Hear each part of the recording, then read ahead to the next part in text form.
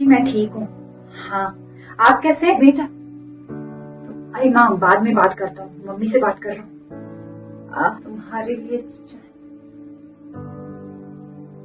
क्या हुआ? मैं एक दो दिन से देख रही हूँ आप बहुत परेशान हो।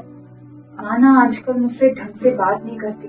जब भी मैं माँ से बात करने जाता हूँ माँ मुझे इग्नोर कर देती है।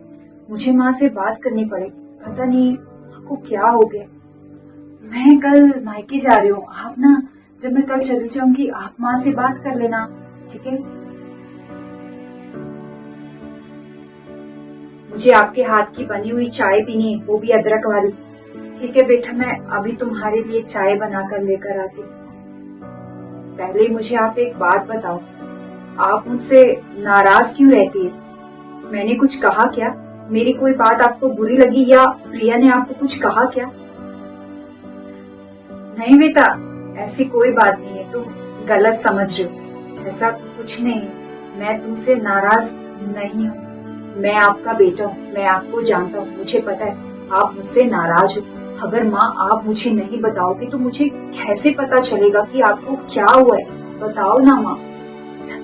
अब तुझे अपनी माँ की परवाह थोड़ी ना है, अब तो तुझे अपनी बीवी की परवाह है। जब से तुम्हारी शादी हुई है तुम्हें अपनी बीवी के अलावा कोई और नहीं सोचता। जो बेटा अपनी माँ के आगे पीछे घूमता था आज वो बेटा अपनी माँ को नहीं पूछता। तू तो बस अपने ससुराल वालों से बात करता रहता है और माँ के पास बैठता भी नहीं। अब तो बस तुम्हें हर जगह अपनी बीवी और उसके परिवार वाले ही दिखते हैं, अपनी माँ नहीं दिखती। ये बात है माँ, मैं तो वही कर रहा हूँ जो आपने मुझे समझाया था। भूल गई? मैं याद दिलाता हूँ माँ, जब मेरी और प्रिया की शादी हुई थी तो आपने मुझे क्या समझाया था कि प्रिया की जिम्मेदारी अब तुम्हारे ऊपर है। वो अपना घर छोड़कर यहाँ आई है, उसे प्यार और अपनापन देना है और हाँ, ससुराल वालों का भी सम्मान करना है। माँ, मैं वही कर रहा हूँ जो आपने मुझे समझाया था। एक और बात याद कर, जब दीदी की शादी हुई थी तो दीदी अपना पूरा वक्त अपने पति और ससुराल वालों को देती थी। जिम्मेदारियां निभाने के चक्कर में वो आपसे बात नहीं कर पाती थी, फिर भी आप उनसे नाराज नहीं होती थी। उल्टा दीदी को समझाती थी कि अब तुम्हारे ऊपर दो दो घर की जिम्मेदारी है, मुझे शिकायत का मौका नहीं आना चाहिए। माँ, और जब जीजा जी आपको फोन करते थे तब आप कितना खुश होते थे। अब ये सब मैं कर रहा हूँ तो मुझ में इतना फर्क क्यों माँ?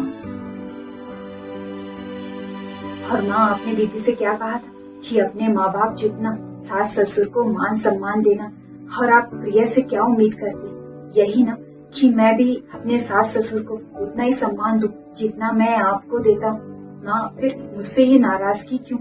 आपने दीदी को वक्त दिया था नई जिंदगी में एडजस्ट होने का, तो माँ मेरे लिए भी ये सब नया है, मुझे भी एडजस्ट होने के लिए टाइम लगेगा। फिर भी माँ, अगर आपको लगता है मैं गलत हूँ तो मैं आपसे माफी मांगता हूँ। आगे से मैं आपको शिकायत का मौका नहीं दूंगा। नहीं बेटा, गलती तुम्हारी नहीं है, गलत तो मैं समझ बैठी। जिस तरह हम बेटी को एडजस्ट होने के लिए वक्त देते हैं उसी तरह बेटे को भी एडजस्ट होने के लिए वक्त देना चाहिए। गलत तुमने, गलत मेरी सोच है। मुझे तुमसे कोई शिकायत नहीं है, माफी तो मुझे मांगनी चाहिए। मुझे माफ कर दो। पर तुम्हें माफी मांगने की जरूरत नहीं है बेटा। कोई बात नहीं माँ, अब ना मुझे अदरक वाली चाय पिला दो।